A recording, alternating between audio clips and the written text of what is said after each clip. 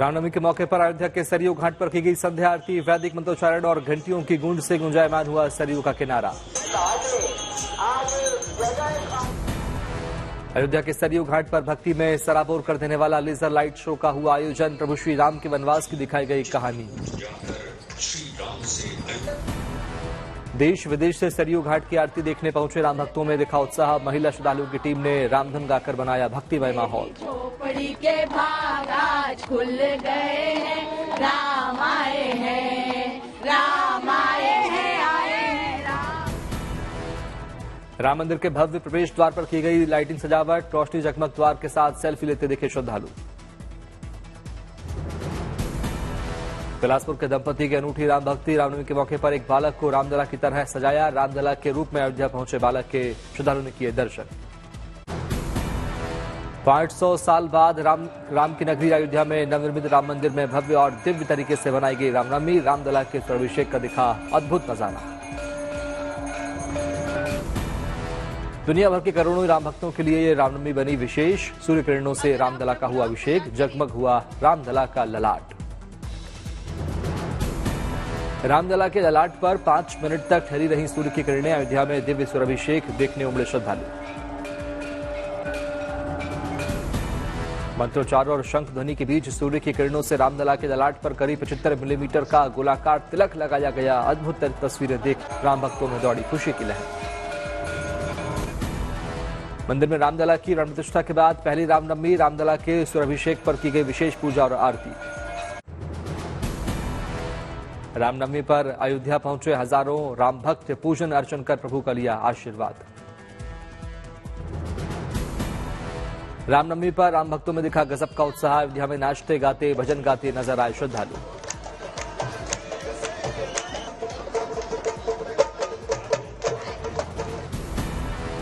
रामलला के सूर्याभिषेक के समय पीएम मोदी कर रहे थे असम में चुनावी रैली, किया रामलला के सूर्याभिषेक का जिक्र।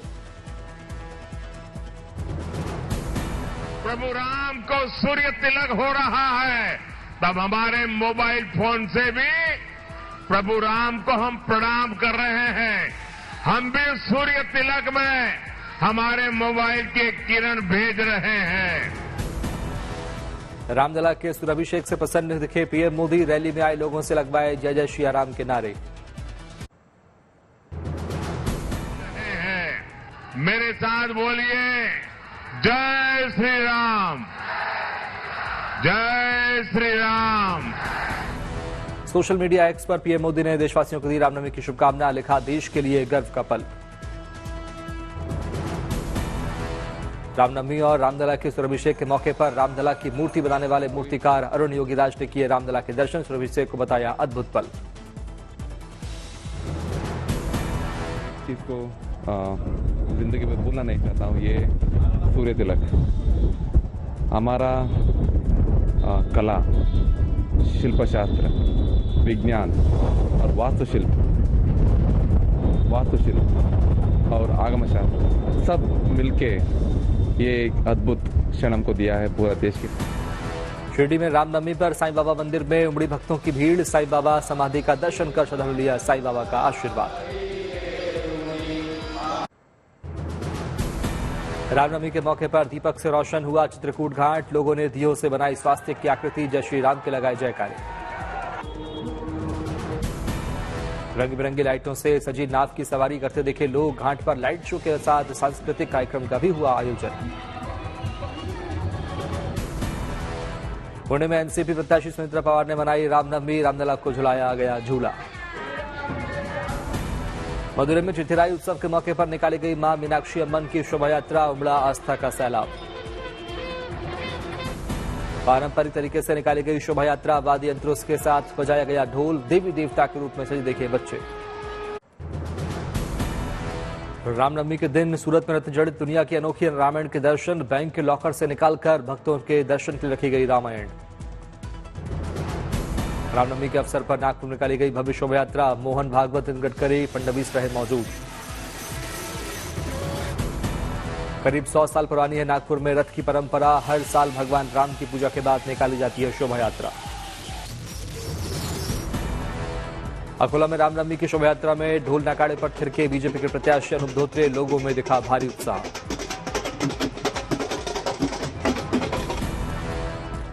महाराष्ट्र के बीड में 376 साल पुराने राम मंदिर में मनाई गई रामनवमी, मंदिर के गर्भगृह में की गई फूलों से सजावट। महाराष्ट्र के बीड में रामनवमी पर निकाली गई मोटरसाइकिल रैली, बड़ी संख्या में शामिल हुए युवा, लगे जय श्री राम के जयकारे। भगवान राम के ससुराल सीतामढ़ी में भी रामनवमी की धूम, सीतामढ़ी में लगा भक्तों का तांता। असम के बोगाई गांव में निकाली गई रामनवमी की शोभा यात्रा, विश्व हिंदू परिषद आरएसएस के कार्यकर्ता हुए शामिल। सवाई माधोपुर में श्री राम जानकी मंदिर से निकली भव्य शोभा यात्रा, हाथों में पताका लिए थिरकते हुए चले राम भक्त। चूरू के सरदार शहर पहुंचे सीएम अजय लाल शर्मा, रामनवमी की शोभा यात्रा में हुए शामिल। मुजफ्फरपुर में 101 ध्वज के साथ निकाली गई रामनवमी की शोभा यात्रा, भारत माता की प्रतिमा रही आकर्षण का केंद्र। जलपाईगुड़ी में रामनवमी के अवसर पर निकाली गई शोभा यात्रा, राम लक्ष्मण और जानकी के अवतार में नजर आए बच्चे। खरगोन में निकला रामनवमी का जुलूस, मुस्लिम समुदाय के लोगों ने पुष्प वर्षा कर किया स्वागत। रामनवमी के अवसर पर उत्तराखंड के सीएम पुष्कर सिंह धामी ने अपने आवास पर किया कन्या पूजन, कन्या भोज भी कराया। रामनवमी पर कैंची धाम पहुंचे मुख्यमंत्री पुष्कर सिंह धामी, नीम करोली बाबा के दर्शन के बाद की शिला पूजा। रामनवमी पर गोरखपुर में सीएम योगी ने किया हवन पूजन, गोरखनाथ मंदिर में संपन्न हुआ रामनवमी का पूजन कार्यक्रम। सीएम योगी ने कन्या पूजन के बाद कन्याओं और बच्चों को कराया भोजन, खुद घंटी बजाते धूप आरती की निभाई परंपरा।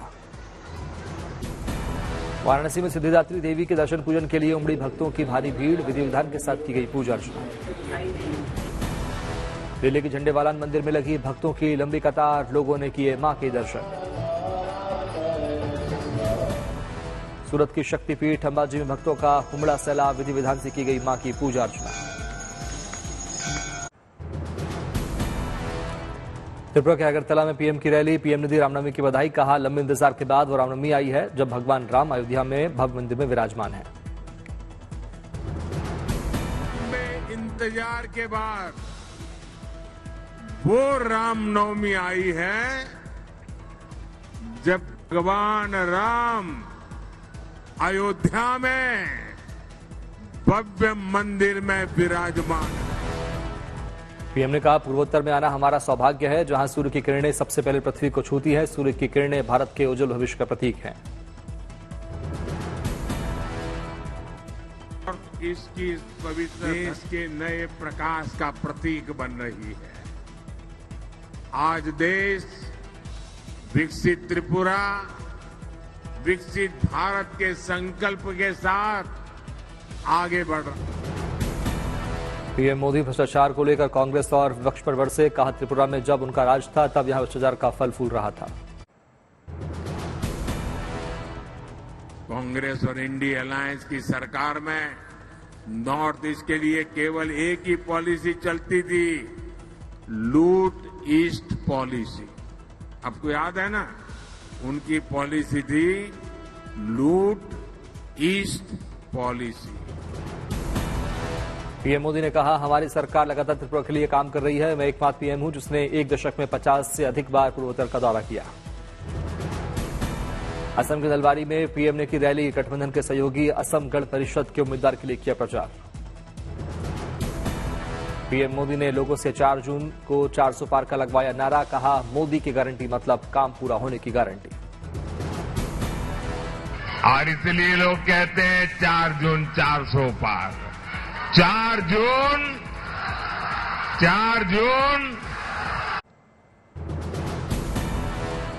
लोकसभा चुनाव के पहले चरण के लिए प्रचार खत्म, 102 सीटों के लिए 19 अप्रैल को होगा मतदान। पहले चरण के चुनाव के लिए प्रचार में दिग्गज की पूरी ताकत, राहुल प्रियंका सहित पीएम मोदी ने किया धुआंधार प्रचार। लोकसभा चुनाव को लेकर बीजेपी के राष्ट्रीय अध्यक्ष जेपी नड्डा की दिल्ली में बड़ी बैठक, राष्ट्रीय महासचिवों के साथ अलग अलग चरणों की तैयारी को लेकर मंथन। कोटा में स्पीकर ओम बिरला ने कहा, आरक्षण समाप्त नहीं हो सकता, न ही संविधान में होगा परिवर्तन। कांग्रेस झूठ और गलत प्रचार कर लोगों में विभाजन कर वोट लेना चाहती है। गुलाम नबी आजाद ने किया लोकसभा चुनाव नहीं लड़ने का ऐलान, अनंतनाग लोकसभा सीट से नाम लिया वापस। बीजेपी की प्रेस कॉन्फ्रेंस बोले हंसराज त्रिवेदी, राहुल गांधी बोल रहे हैं कि बीजेपी सिर्फ 150 सीट जीतेगी, इनको कौन समझाए कि आएगा तो मोदी ही। दोनों में से कोई भी पूरे उत्तर प्रदेश में से कोई लड़ने की हिम्मत नहीं कर पा रहा और भाषण पूरा दे रहे हैं आकर। यूपी और देश की प्रबुद्ध जनता इसे समझती है। सुधांशु त्रिवेदी का इंडिया गठबंधन पर तंज, कहा ना राहुल ना प्रियंका और ना ही अखिलेश लड़ रहे हैं यूपी से। इलेक्टोरल बॉन्ड पर उंगली उठाने वाले भी इलेक्टोरल बॉन्ड लेते रहे। हरिद्वार में बाबा रामदेव ने लोकसभा चुनाव में मतदान की अपील की, कहा ऐसी सरकार चुने जो विरासत, विकास और संस्कृति को साथ लेकर चले। तरफ हमारे कल्चर को लेकर के साथ में चले और दूसरी तरफ इस भारत को विश्व की सबसे बड़ी आर्थिक महाशक्ति बनाने के लिए, सामरिक महाशक्ति बनाने के लिए समर्थ हो, ऐसी सरकार चुनेंगे तो सब भारतीयों के सपने पूरे होंगे। नागपुर में नितिन गडकरी ने की जनसभा, कहा आपका प्रेम, आपका विश्वास और आपका समर्थन यही मेरी ताकत है। शिवसागर में असम के सीएम हिमंता बिश्वा शर्मा ने सार्वजनिक सभा को किया संबोधित, कहा असम के पहले फेज में सभी 5 सीटों पर होगी बीजेपी की जीत। केरल के वटकारा में रक्षा मंत्री राजनाथ सिंह ने की जनसभा, कहा आज अंतर्राष्ट्रीय स्तर जब भारत कुछ कहता है तो दुनिया कान खोलकर सुनती है। केरल के कन्नूर में बोले रक्षा मंत्री राजनाथ सिंह, कहा 2047 आते आते हमारा ये भारत दुनिया के विकसित देश के रूप में खड़ा हो जाएगा। चेन्नई में तमिलनाडु के सीएम एम.के. स्टालिन ने की चुनावी रैली, डीएम के प्रत्याशी दयानिधि मारन के लिए जनसभा में की वोट की अपील। चुनाव आयोग ने रोका बंगाल के राज्यपाल का कूच बिहार दौरा, 18 और 19 अप्रैल को प्रस्तावित थी यात्रा, वहां 19 अप्रैल को है मतदान। ममता बनर्जी का बीजेपी पर बड़ा हमला, कहा इस पार्टी के पास दंगा कराने के अलावा कोई गारंटी नहीं। असम के सिलचर में ममता बनर्जी ने जनसभा में कहा, अगर असम में लागू हुआ एनआरसी और सीए तो 19 लाख लोगों की छिन जाएगी नागरिकता। बीजेपी सांसद साक्षी महाराज का दावा, हिंदुस्तान का मुसलमान भी मोदी का हो गया है दीवाना, जय श्री राम पर उठाने लगा है हाथ। बिजनौर के नजीबाबाद में अखिलेश यादव की चुनावी सभा, कहा पश्चिम के लोगों ने मन बना लिया है बीजेपी की सफाई का। शिमला में बीजेपी नेता और पूर्व सीएम जयराम ठाकुर की प्रेस कॉन्फ्रेंस, कहा लोकसभा के नतीजों के बाद हिमाचल में भी नहीं रहेगी कांग्रेस की सरकार। फर्जी मुठभेड़ पर अमित शाह के सवाल पर महबूबा मुफ्ती का पलटवार, कहा जो दोषी साबित हुए हैं उन्हें सजा दे सरकार। शिवसेना उद्धव गुट के सांसद संजय राउत का पीएम मोदी परिवार, कहा गली के लोग भी पीएम मोदी जैसी भाषा का नहीं करते इस्तेमाल, किसने बनाया इन्हें प्रधानमंत्री। उत्तराखंड के हल्द्वानी पहुंचे सचिन पायलट, कांग्रेस उम्मीदवार के लिए जनसभा की प्रचार किया। कर्नाटक के बेलगावी लोकसभा सीट से जगदीश शेट्टार ने भरा नामांकन, भारी संख्या में समर्थक रहे साथ। टीएमसी ने जारी किया अपना घोषणा पत्र, बंगाल में एनआरसी लागू नहीं होने देने का ऐलान। यूनिफॉर्म सिविल कोड को लेकर टीएमसी का सख्त रुख, घोषणा पत्र में कहा यूसीसी को लागू नहीं करने का वादा। घोषणा पत्र जारी होने के दौरान नहीं थी ममता, टीएमसी के घोषणा पत्र को दिया गया दीदी के 10 शपथ का नाम। पांड्या में राहुल गांधी ने की जनसभा, कहा हिंदुस्तान में हम 400 रुपए प्रतिदिन न्यूनतम मजदूरी करेंगे, मनरेगा योजना हम गांव के साथ साथ शहरों में भी लागू करेंगे। गुरुवार को गुजरात दौरे पर अमित शाह गांधीनगर में 3 रोड शो और 1 रैली को करेंगे संबोधित। शुक्रवार को गांधीनगर लोकसभा सीट से दाखिल करेंगे नामांकन।